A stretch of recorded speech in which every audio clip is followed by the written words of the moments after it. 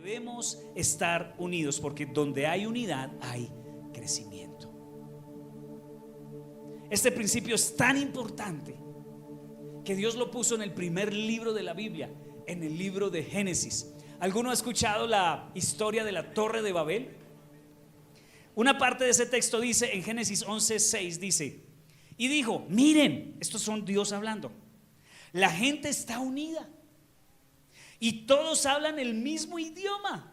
Después de esto, nada de lo que se propongan hacer les será imposible.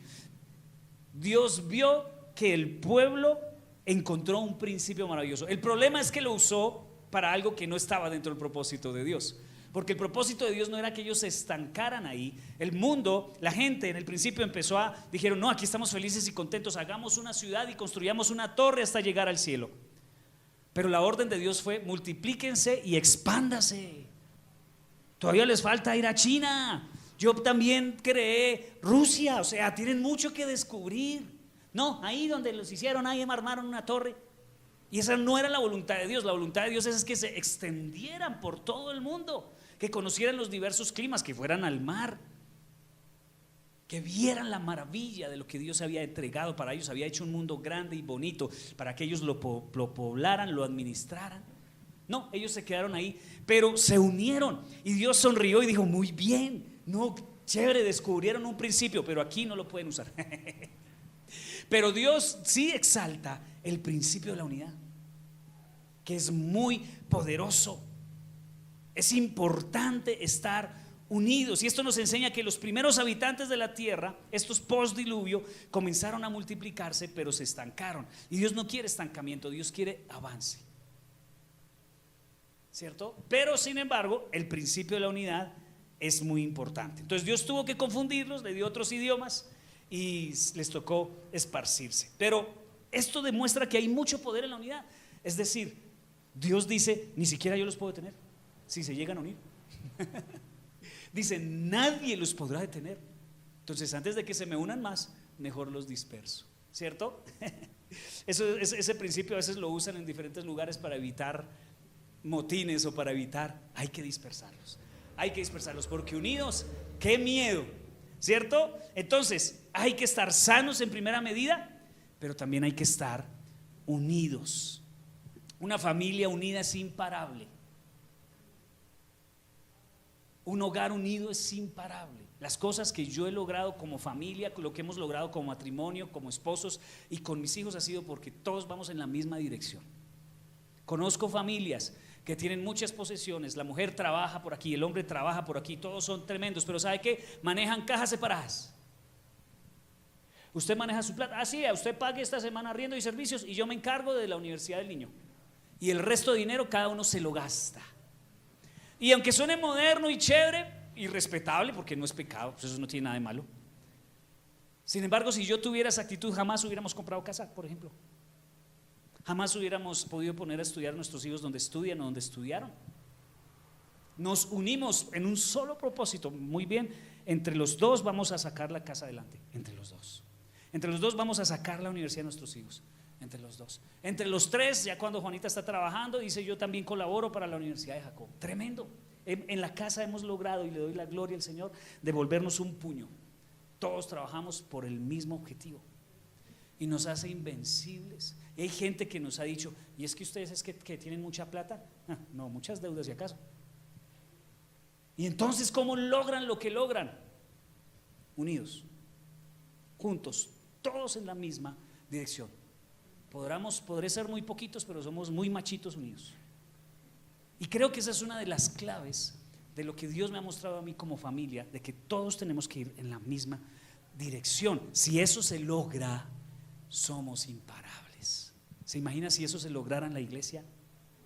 Si eso se lograra en nuestra nación, si eso se lograra, yo me imagino que los jugadores de fútbol hoy se van a unir todos y hoy vamos a gritar todo el país. ¿Cómo es que vamos a sacar a Argentina por fin? Pero estos chicos van a ganar hoy, ¿por qué? Porque están unidos. La clave de este equipo es que ellos siempre que los entrevistan dicen, somos una familia. Somos una familia. Hay otros equipos que son estrellitas, solo estrellas, cada uno coge el balón y él cree que va a salvar a todo el equipo. y este equipo ha sido un equipo muy unido. Pero hay un problema. El problema es que así como Dios rescata el principio de la unidad y lo reconoce aquí en este texto, el diablo también lo conoce. El diablo también conoce que si nosotros estamos unidos somos peligrosos. Así que se va a enfocar en dividirnos. El enemigo se va a enfocar en dividir tu casa, en dividir tu iglesia, en dividir tus amistades, en dividirnos. Ese va a ser su trabajo. Él va a querer dividirnos todo el tiempo. ¿Y no lo ha hecho? ¿Cierto que sí? ¿Cuántas veces ha intentado acabar con nuestro matrimonio? ¿Cuántas veces ha tratado de acabar con la iglesia? ¿Cuántas veces ha tratado de acabar con nuestra relación padres e hijos? ¿Cierto que sí? Porque si Satanás logra dividirnos, sabe que no tenemos victoria. Así que nosotros debemos luchar para no dejarnos dividir. Mira, lo dice Lucas 11:17. Jesús conocía sus pensamientos, así que dijo: todo reino dividido por una guerra civil está condenado al fracaso. Una familia dividida por peleas se desintegrará. Tremendo, el principio de la unidad. Así que si quieres permanecer y si quieres crecer, necesitamos esforzarnos por trabajar en la unidad. Porque un matrimonio unido crece, una familia unida crece, una iglesia unida crece. Donde tú quieras ver crecimiento, primero tienes que trabajar en dos cosas: sanidad y unidad. Si quieres ver crecimiento, sanidad y unidad. ¿Sí o no? Pero como hoy estamos hablando de unidad, vamos a enfocarnos aún en eso, ¿no? Por eso Dios dice que el matrimonio dice que ya no son dos, sino que es uno solo. Por eso cuando tú entras en el matrimonio haciendo división de bienes antes de casarte, pues ya como que eso está partido para toda la vida y nunca se va a consolidar como uno solo, ¿no? Ahora, tanto en la familia como en la iglesia, si nosotros queremos ver crecimiento, primero tenemos que trabajar en la unidad, estar dispuestos a estar unidos, y eso va a requerir esfuerzo de nosotros, porque estar unidos no es fácil. Jesús hizo una oración antes de despedirse de esta tierra, y en esa oración hizo mucho énfasis en la unidad. Juan 17:20 al 23 dice: esta oración fue de Jesús. No te pido solo por estos discípulos, sino también por todos los que creerán. Dígale al que está al lado: Dios, Jesús oró por mí. Jesús oró por ti. Jesús oró por ti, Jesús oró por ti, Jesús oró por ti. Porque nosotros creímos, ¿sí o no? Entonces Jesús oró por nosotros. Te pido que todos sean uno, así como tú y yo somos uno. Es decir, como tú estás en mí, Padre, y yo estoy en ti, y que ellos estén en nosotros, para que el mundo crea que tú me enviaste. Les he dado la gloria que tú me diste, para que sean uno. Como nosotros somos uno, yo estoy en ellos y tú estás en mí. Que gocen de una unidad tan perfecta, que el mundo sepa que tú me enviaste y que los amas tanto como me amas a mí. Aquí la palabra que se repite es uno, uno, uno, uno, uno, uno. Ahora, si Jesús tuvo que hacer esta oración, o sea, uno no ora por algo uno no pide algo que no necesite, ¿cierto? ¿Qué veía Jesús? Que tal vez no había unión, que tal vez había separación, que tal vez había división entre sus discípulos. Y la oración de Jesús es enfática: Señor, que sean uno, que sean uno. Esta oración no es una oración cualquiera. Además, esta oración fue la última oración de Jesús antes de ir a la cruz. Era una oración muy importante y nos deja claro que para Jesús es importante la unidad. No tanto tus habilidades ni tus logros, sino la unidad, ¿cierto? Entonces Jesús sabía que si somos uno, habría poder, que si somos uno, habría visión, que si somos uno, habría provisión. Si no somos uno, no hay poder. Si no somos uno, no hay visión. Si no somos uno, no hay provisión. Las familias que se la pasan peleando no tienen tiempo para soñar ni planear un futuro. Viven desconcertados y viven continuamente desanimados y dicen: ¿para qué planear? ¿Para qué trabajar por esto? Hay personas que llegaron a su ancianidad y no lograron tener una posesión económica, material, una casa o algo. ¿Por qué? Porque desde tanto pelear, de tanto estar divididos, siempre dijeron, ¿para qué? ¿Para qué yo quiero una casa con todos estos conflictos? ¿Para qué yo quiero tener un carro si esto va a ser para problemas? ¿Para qué? Si ves que la unidad te quita la desunión te quita la capacidad de soñar, la división te quita la visión. Por eso se llama división, dos visiones. Entonces, para tener visión en la casa necesitas tener un solo proyecto por el cual ambos luchen. Cuando estamos recién casados o cuando estamos de novios, muchas veces pensamos que yo me casé para que la otra persona aportara a mi proyecto de vida. Y lo peor es que la otra persona llegó pensando lo mismo, que esa persona que yo me casé con ella para aportarle a su proyecto de vida. Y esos son los primeros 3 años de vida, tal vez, que tú te das cuenta de que, ok, va a tocar morir a mi proyecto de vida. Y el otro va a tener que decir lo mismo, ok, va a tocar morir a mi proyecto de vida, para que los dos tengamos un solo proyecto. Y cuando los dos tienen un solo proyecto, llegan lejos. Más lejos que si hacemos que el otro trabaje para mi proyecto o que solo yo trabaje para su proyecto. Porque una familia dividida no llega a ningún lado. La división corta la visión. En cambio, la unión nos da visión lejos. Así que hay que buscar esa unidad. Tenemos que luchar por la unidad. Los discípulos entendieron que antes de ganar naciones, como lo hicieron, tenían que ser uno. Y les tocó soportarse al Pedro. Y les tocó soportarse al Santiago y al Juan. Y les tocó morir a su proyecto de que traían ellos. El proyecto de ellos era, Pedro se imaginaba él siendo el ministro de defensa, Judas se imaginaba siendo el ministro de economía, Mateo se imaginaba siendo el ministro de cualquier otra cosa. Cada uno tenía su proyectico. Cuando Jesús murió en la cruz y luego los resucitó, los llamó y le dijo, vayan y hagan discípulos a todas las naciones de la tierra. Entonces Pedro dijo, ¿y entonces lo del ministerio ya no? Les tocó morir a su proyecto y unirse al proyecto de Jesús, y el mismo proyecto todos lo tenían, así que avanzaron. ¿Saben hasta dónde llegaron? Hasta Chiquinquirá. Nosotros somos lo último en la tierra, porque fueron uno solo. Entonces, para Jesús la unidad no es opcional. Dios no va a bendecir esta iglesia como quiere bendecirla hasta que nos seamos uno. Dios no va a bendecir tu matrimonio como quiere bendecirlo hasta que seas uno.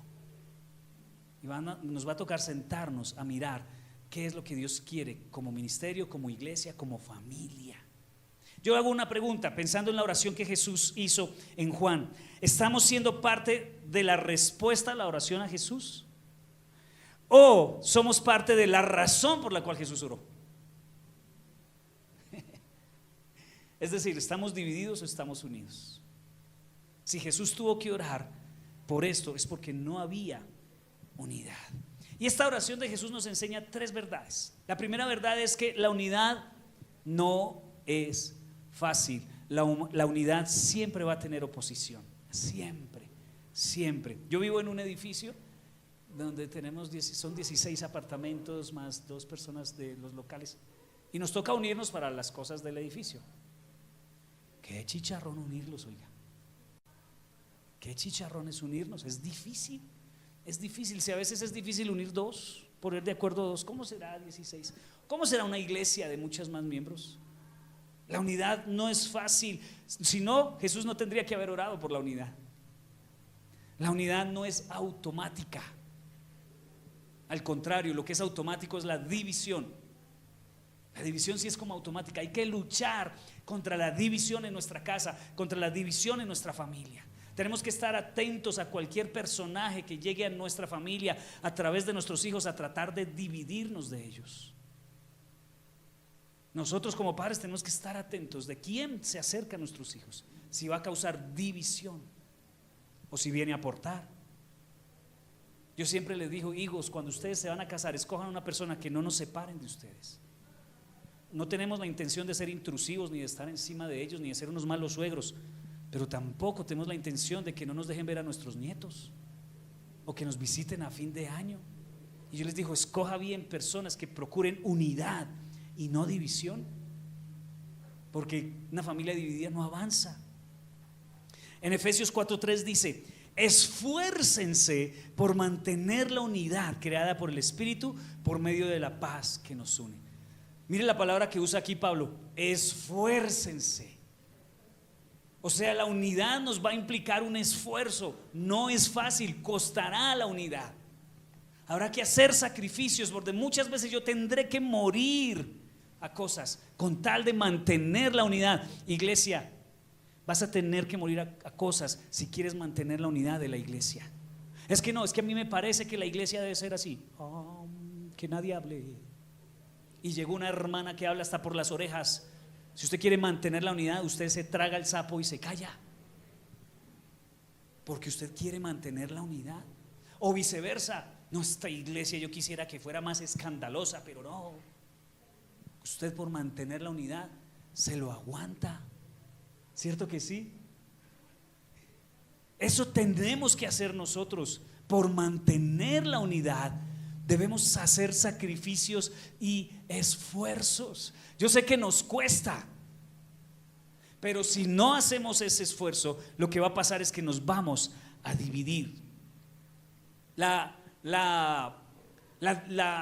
unidad ha sido un desafío desde el principio de las Escrituras. Tú lees a Adán y Eva y el primer hijo le salió mató al hermano. Miren nada más lo que le pasó al papá de José, 12 hijos y todos contra el pobre José, divididos entre ellos. Las 12 tribus de Israel después, que fueron estos hombres divididos también entre ellos. Los discípulos buscando a ver quién era el que iba a sentar el Señor a la derecha y a quién iba a poner a la izquierda. Si ves, eso es un problema. Mantener la unidad no es fácil, es un desafío, no es fácil, pero la buena noticia es que es posible. O sea que la podemos buscar. No te rindas, búscala. Ay, no, esto es difícil. No, hay que intentarlo. Hay que intentarlo. Otra cosa importante que quiero que veas hoy es que la unidad no es singular. La unidad es plural. Es decir, que nos toca a todos meter algo de esfuerzo para que esto funcione. Si tú esperas que sean los demás los que aporten a la unidad, ellos están esperando lo mismo. Ellos están esperando lo mismo. Si queremos la unidad, que la unidad sea posible, tiene que ser entre todos. Entre todos en la casa se tiene que poner pilas a cumplir su rol. Si tu rol es traer buenas notas y tender la cama, haz sacrificios para que ese rol funcione. Si tu rol es trabajar y traer comida, entonces cumple tu rol. Pero si cada uno espera que el otro haga y tú no, eso es egoísmo y eso es andar de gorra, ¿sí o no? Y Dios no quiere que nosotros andemos de gorra. Dios quiere que nosotros pongamos nuestra parte para que nuestra familia funcione, para que la iglesia funcione. Esta iglesia funcionará cada vez más si cada uno hacemos un esfuercito. El esfuercito de llegar puntual, el esfuercito de venir regularmente los domingos, el esfuercito de aguantarse nuestras equivocaciones y nuestros errores, el esfuercito de pasar por alto la ofensa, el esfuercito de hacerse el loco ante los rayes de tu hermano, fingir demencia, el hábito de fingir demencia que lo hemos aprendido acá en la iglesia, ¿no? Hoy allá en la iglesia me enseñan a estar loco. No, fingir demencia es muchas veces hacerse el loco con el raye del que está al lado. Porque el que está al lado está también igual que tú, en tratamiento, en terapia. Tú y yo estamos en terapia. Eso es lo que hacemos en la iglesia. Son una tracamanada de enfermos que estamos en terapia. Entonces, para mantener la unidad, yo me tengo que aguantar al loco de al lado. Míralo. Esos ojos ahí torcidos y desvirulados no es gratis. Tenemos que aguantar, hacer esfuerzos, porque la unidad no es automática. No es automática, es esforzada, ¿no? No se logra con el trabajo de uno, se logra con el compromiso de todos. Otra cosa importante con respecto a la unidad es que muchos confunden unidad con uniformidad. Y eso no es unidad, porque Dios no llamó a 12 Pedros. ¿Cierto que no llamó a 12 Pedros? Llamó a un Pedro, a un Simón, a un Celote, a un Mateo, a un Judas. Todos totalmente diferentes, personas que para nada se parecían entre ellas, ni en formación de carácter, ni en intelectualidad, en nada, eran diferentes. Entonces la unidad no significa uniformidad. Cuando yo le digo somos una iglesia unida, no significa que todos nos vistamos igual. A mí no me gustan hoy sí venimos uniformados, pues algunos, pero ya es otro tema, porque estamos unidos para que la selección gane. Pero la unidad no es que todos nos vistamos igual. Conozco iglesias que todos son encorbatados. Está bien, no hay problema, no es pecado ni nada por el estilo, pero esa no es la unidad. Encorbatados, pero no se quieren entre ellos, no aguanta. ¿Cierto? Que las mujeres tienen el pelo al mismo nivel todas. ¿Cómo hicieron? Las admiro, pero ¿saben qué? Se quieren, se aman, van en la misma dirección. Entonces la unidad no es uniformidad. Es la diferencia, tu carácter, tu forma de ser hace un aporte. Lo que tú eres me aporta a mí, lo que yo soy te aporta a ti. Tal vez soy lo que te haga falta. Sí, hay algunos que son muy extrovertidos, necesitan un tranquilo al lado. Hay otros que son muy tranquilos, necesitan a alguien que los sacuda. Pero esa diferencia nos potencia, no nos limita. Entonces no confundas uniformidad con unidad, porque cuando Jesús oró, no oró por Señor, hazlos todos iguales, Señor, que sean todos iguales, no, que estén juntos a pesar de las diferencias. El de estar al lado suyo es muy diferente a usted, pero es lo que Dios le puso en el camino para caminarlo. Es más, tú miras el matrimonio y casi siempre se unen caracteres opuestos. ¿No has visto? Se casa el calmado con el loco. ¿Cierto que sí? ¿Y cómo funciona eso tan diferente? Muchos están buscando una persona que sea igual a mí. No lo encontrarás. Porque es que sería una pérdida de tiempo, porque tienes muchas necesidades que nunca las suplirás solo. Otra persona te complementará. Así que la iglesia está lleno de un montón de gente diferente en forma de pensar, en forma de ser, la forma de responder, la forma de hablar, la forma de ver la vida, pero que hacen parte de esta carreta que va hacia adelante. ¿Sí o no? Entonces tienes que admirar la diversidad. Ay, no es que todos deberíamos. No, ¿quién dijo eso? No deberíamos. En tu diferencia lo que debemos hacer juntos es ir en la misma dirección, con diferente forma de ser, de carácter, de temperamento, lo que sea. Entonces hay una gran diferencia entre ser uniformes y ser unidos. En el mundo somos como 8.000 millones de personas, y Dios es tan teso que es capaz de que ninguna otra persona en el mundo tenga tu misma huella digital. Ninguna persona entre los 8.000 millones, ni en los que ha pasado en la historia, tiene tu misma huella digital. Entonces Dios ama la diferencia. Dios ama eso, le gusta. Es más, estaba riéndose cuando te hizo. Muchos dicen, ya entiendo por qué quedé así. Porque Dios le gustó hacerte, dice que le dio gran gusto hacernos como somos, diferentes. Yo veo que hoy las mujeres, los hombres también, pero creo que las mujeres tienen una tendencia a ser iguales a algunos prototipos, ¿no? Esos prototipos de modelaje, de cine, de televisión. Entonces buscan imitar, ¿no? Entonces compran accesorios, se introducen accesorios en su cuerpo, se mandan a hacer algunos arreglos y ajustes no para muchas con la motivación de ser como. Y Dios dice, pero si yo te hice. Dice alguien decía que muchas mujeres van a llegar al cielo y Dios no las va a reconocer. Y va a decir, ¿y tú quién eres? Perdón. La que yo hice fue como diferente. Ahora pues eso se ha equilibrado, los hombres también, ¿no? Por mucho lado de hombres poniéndose en parte, y yo digo, uy, bueno.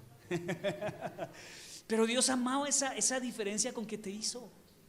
No sé si recuerdan una actriz de televisión que era gordita, muy famosa, se mandó a operar para quedar muy flaca, y uno dice, ya no tiene gracia, ya no es como lo que Dios la hizo ser. Entonces Dios me hizo gordita. Sí, porque hasta cierto punto no tiene nada de malo. Y eso la hizo famosa. Sí, hasta cierto punto. Ya cuando es un tema de salud, pues ya es otra cosa. Pero es una gordita bonita. Y no estaba satisfecha. ¿Por qué? Porque miramos los estereotipos y queremos imitar. Entonces Dios ama la diferencia. Entonces la unidad no significa uniformidad. La uniformidad tiene que ver con detalles. La unidad tiene que ver con principios. Es decir, no nos unen a nosotros nuestra forma de vestir, no nos une a nosotros nuestra forma de hablar, nos unen los principios. ¿Qué me hace que yo vaya en la misma dirección tuya, que creemos en el mismo Dios? Que tenemos la fe en el mismo Salvador, ¿cierto? Que éramos pecadores, que íbamos para el infierno y que el Señor nos rescató y que hemos sido llamados a atraer a las personas a Jesús. Eso es lo que nos une. Eso es lo que nos debe unir, no los detalles de la parte física, de la parte como nos vestimos. Esas cosas no son importantes, no son importantes. Así que es imposible que nosotros tengamos todos las mismas preferencias, pero sí debemos tener los mismos valores, los mismos principios de reino. A nosotros nos debe mover el deseo como iglesia de atraer a las personas a Jesús. Eso es lo que nos une. Nos une un Salvador, nos une una cruz y nos une la misión de ir a ser discípulos. Eso es lo que nos une. No nos une la ropa. Hay gente que ha llegado a la iglesia y me ha dicho: pastor, ¿yo puedo ir a la iglesia? Claro que sí. ¿Y cómo tengo que ir vestido? ¿Qué vas a ver? Con la ropa que tenga. Porque ellos piensan que lo que nos hace cristianos es... Qué error tan terrible, que nosotros hemos puesto unos límites para que las personas no entren hasta que no estén vestidas como algunos piensan que deberían vestir los cristianos. ¿Y usted cómo viste como cristiano? No, como humano. Yo he visto como humano porque se hace frío y hay que ponernos ropa. Pero esa no es la unidad a la que Dios nos quiere llevar. Lo que nos une son los valores. Compartimos un solo Salvador, compartimos la misma cruz y compartimos la misma misión: atraer a las personas a Jesús. El resto de cosas son detalles insignificantes que no tienen gran valor y no tienen gran importancia, y precisamente es en los que más nos vemos compitiendo o peleando. Entonces, por ejemplo, en la música hay muchos que no tienen la misma preferencia musical. Yo sé que a ustedes les encanta el vallenato y todo eso. A mí no me gusta. ¿Qué le puedo hacer? No me gusta el vallenato. Pero yo a mis hijos, por montarme en el día de mi cumpleaños, me ponen el vallenato. ¡Que Dios te bendiga! Y yo, eso no es un regalo para mí. Pero me quedo callado. ¿Por qué? Por mantener la unidad de la casa. Yo sé que de pronto no te gusta la música que cantamos aquí, de pronto tú prefieres ranchera. Pero ¿sabes qué? Como es Dios al que estamos adorando, pues yo canto la música que hay aquí. Una vez fui enviado de misionero a una iglesia cuando era jovencito, a una iglesia lejos de acá, y cuando llegué allá, sí señor, el pastor acordeón y los hermanos guacharaca, literal. Y yo, pues ¿qué hago? Adoro al Señor porque nos une una sola fe, y no por mis preferencias yo iba a dejar de ir a hacer la misión. Son preferencias. A veces estamos peleando es por preferencias, no por cosas importantes. Así que si queremos ver unidad, debemos poner los propósitos de la iglesia por encima de mis preferencias. Hay gente que me ha dicho cosas, ha venido a la iglesia: pastor, yo dejé de ir a su iglesia, me lo dijeron, porque es que allá no usan la Reina Valera. La Reina Valera es una traducción que se ha usado por muchos años en la iglesia, es la traducción espectacular, pero la única Biblia que sirve es la Reina Valera. Yo les he explicado que yo uso traducciones para predicar que sean más entendibles a las personas, porque yo pienso en los que no conocen a Dios. Una persona que no conoce a Dios llega aquí: vosotros sois los prevaricadores de este pueblo, porque eso, así habla la Reina Valera. Tiene un lenguaje de español de España, tío. Sí, eso es que es una versión muy antigua, ya se ha modernizado. Y entonces hay gente que me ha dicho cosas como esas, y yo podría decirle: hermano, por amor a la unidad, ¿no podrías aguantarte que leamos otra versión? Por amor al que no conoce de Dios, ¿no podrías aguantarte que cantemos estas canciones que son un poquito más modernas para la gente de hoy, y no los coros que son hermosos, los amo, me crié con ellos? Pero llega una persona nueva, va a decir: ay, no, salí de misa y llegué a otro lugar igual de triste. Entonces, por amor a la unidad, muchas veces vamos a tener que renunciar a nuestras preferencias. ¿Estás dispuesto? No, a mí no me gusta, pastor, y me voy a un lugar. Ok, pues gracias a Dios hay lugares donde pues para tus preferencias. Pero si tú quieres que a través de esta iglesia el Señor, nosotros podamos llegar a muchas personas, posiblemente tengas que morir a tus preferencias. Cuando yo comencé como pastor, La preferencia era hacer lo que hacían los otros pastores. ¿Y cómo eran los otros pastores? Predicaban gritando y con una corbata.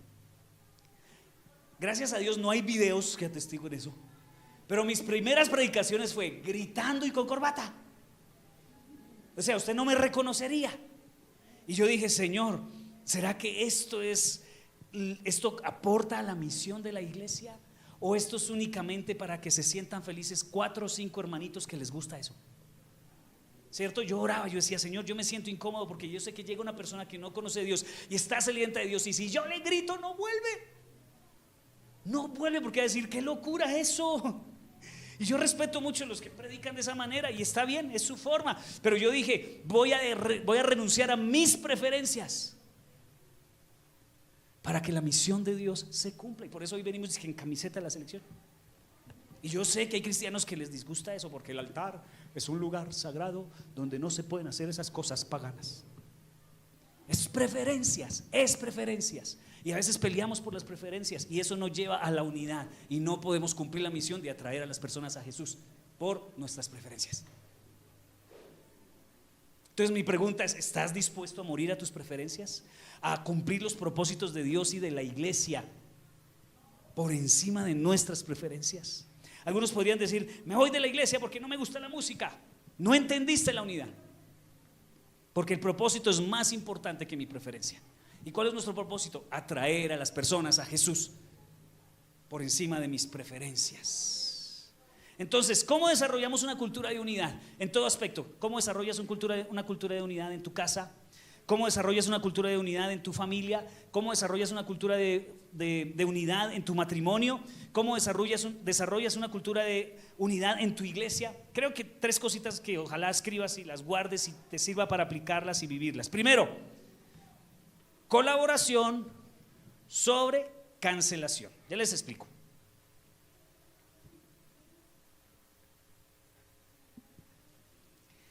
El término cancelación está muy de moda ahorita. Esto comenzó desde la época de Hitler.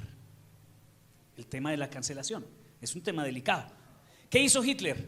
Empezó a decir o implementaron una cultura de cancelación sobre los judíos. Trataban de sabotear, trataban de despreciar lo que ellos hacían y decían. Y eso terminó en el holocausto judío. Más de 6 millones de judíos muertos por esta cancelación. Todo el mundo empezó a odiar a los judíos porque desde la cultura nazi se aplicaba la cancelación, que eso hoy se aplica en las redes sociales.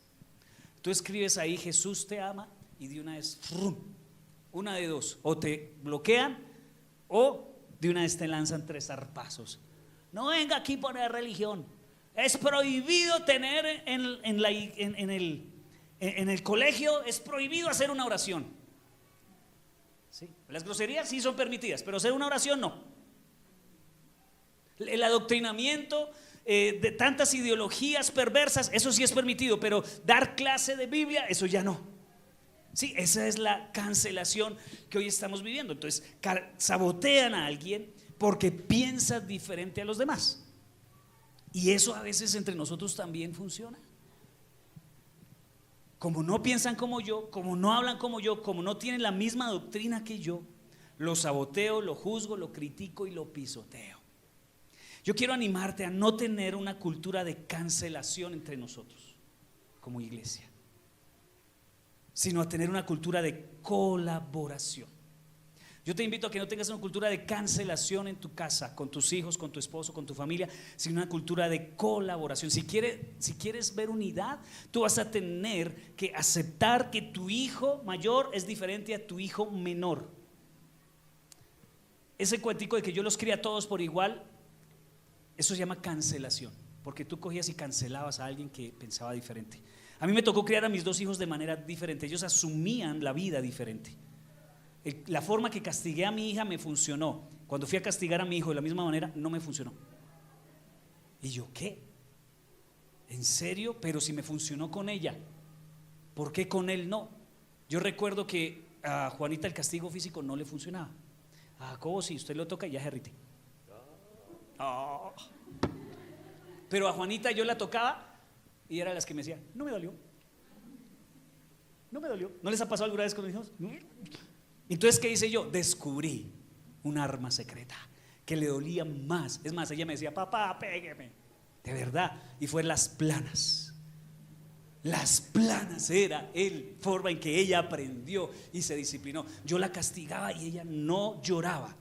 Hasta se me reía en la cara. Pero le ponía una plana y me lloraba, papá, pégueme. Literal. Con Jacobo uno lo trataba de manera firme y funcionaba, ¿cierto? Entonces eso es lo que tenemos que aprender, que en lugar de cancelación es colaboración, de entender y disfrutar de las diferencias de las personas, porque alguien piense diferente, hable diferente, actúe diferente, yo no lo puedo eliminar y todos volvernos como robotcito iguales, porque no somos iguales.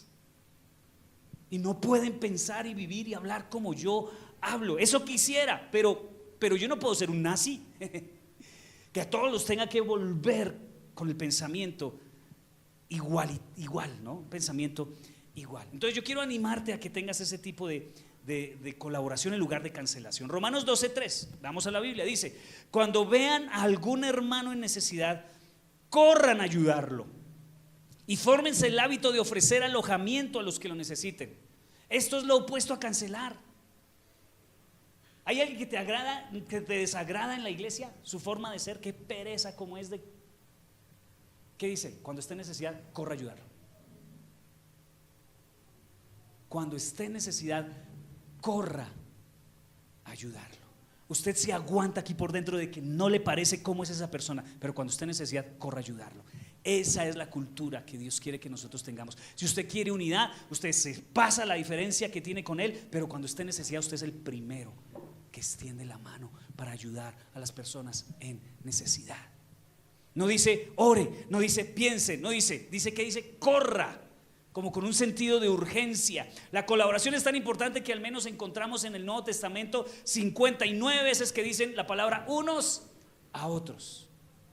Dice que deben ayudarse los unos a los otros, apoyarse los unos a los otros, servirse los unos a los otros, fortalecerse los unos a los otros, soportarse los unos a los otros, amarse los unos a los otros a pesar de que me caiga mal. Eso es unidad. Eso es unidad. Si no estoy de acuerdo, es injusto que me manden lavar la loza en la casa, porque la lavé la semana pasada y a mi hermana nunca le hice nada. Pero ¿usted qué hace? ¿Baila la otra vez? ¿Por qué? Por amor a la unidad. Pero que es injusto, a mi hermano sí no le dicen y a mí sí, por amor a la unidad. Tú tratas de prestar tu atención cuando te lo pida. En el trabajo, ¿usted quiere mantener la unidad? A veces le va a tocar a usted quedarse callado cuando nadie se dé cuenta que usted es el primero que llegó. Pero eso sí, el día que usted sale más temprano, ese sí se lo pidió él. Pero usted por amor a la unidad sirve.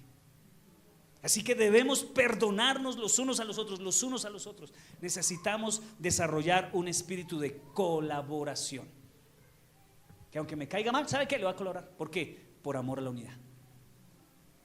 No, pues hermano, no se lo merece. Pero ¿sabes qué? Por amor a la unidad, lo voy a hacer. Porque unidos llegamos más lejos. Porque Satanás trata de dividirnos. Lo segundo que debemos hacer es celebrar en lugar de murmurar. Celebración sobre murmuración. Romanos 12:15 dice: si alguien se alegra, alégrense con él. Si alguien está triste, acompáñelo en su tristeza. Hay gente que se alegra cuando aquel hermano cayó en pecado. No, deberíamos llorar su tristeza.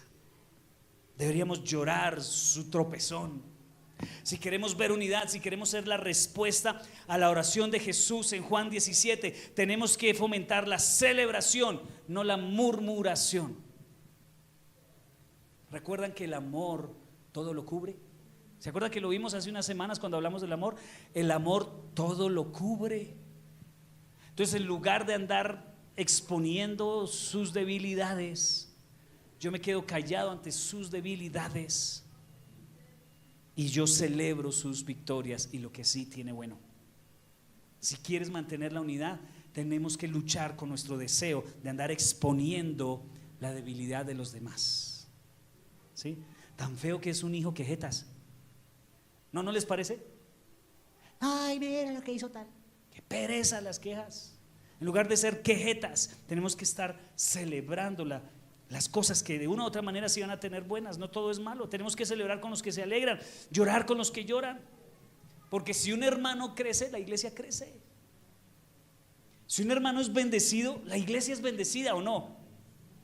Pero a veces un hermano es bendecido y los otros dicen: Dios le da pan al que no tiene dientes. Esa es la frase del envidioso, ¿sí o no?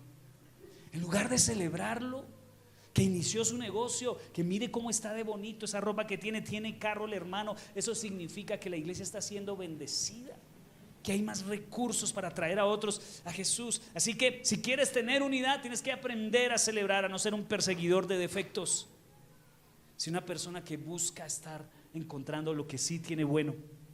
Es indispensable vernos unos con otros con ojos de gracia, no con ojos de juicio, con ojos de gracia los unos a los otros. Muy bien, y la tercera cosa que creo que aprendemos sobre la unidad es que debemos aplicar la humildad por encima del ego.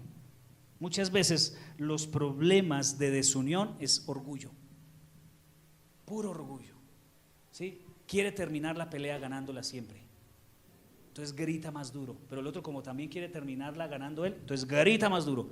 Y como este quiere terminarla, entonces tira el plato y el otro tira la escoba. Y al final lo importante no es que se haya solucionado el problema, sino que yo haya salido ganador. Romanos 15, 16, 17 dice: vivan en armonía unos con otros, no sean arrogantes, sino traten como iguales a la gente humilde y no se hagan como los que saben todo. Nunca le paguen a nadie mal con mal, al contrario, busquen hacerles el bien. ¿A quiénes? A los que me caen bien, a los de mi grupo, a los que son como yo, al que más me cueste, pero al que no también, a todos. Así que si queremos caminar en unidad, debemos caminar en humildad, agachar la cabeza, quedarnos callados, decir ok. Así que pienso yo que uno de los peores enemigos de la unidad en un matrimonio, en una iglesia, en una casa, es el ego, el orgullo. El orgullo. El peor enemigo a veces no es el diablo, es tu propio ego. El ego trae división. Si no, acuérdate de Lucifer. Dividió el cielo, se trajo el 30%, una tercera parte, el 33.333% de los ángeles se los llevó, los dividió por el ego. Él quería ser el que mandaba, él quería ser el que tenía el poder, él quería el que estar a cargo. Y por eso hubo división, porque el orgullo trae división. Hay matrimonios que se han acabado por puro orgullo, solo por eso. Hay iglesias que se han dividido, o gente se ha ido de las iglesias solo por orgullo. El orgullo es una cosa terrible. La Biblia dice que antes de la caída viene el orgullo. Usted ve una persona orgullosa y es cuestión de días para que caiga, ¿cierto? Así que el orgullo puede traer mucha división.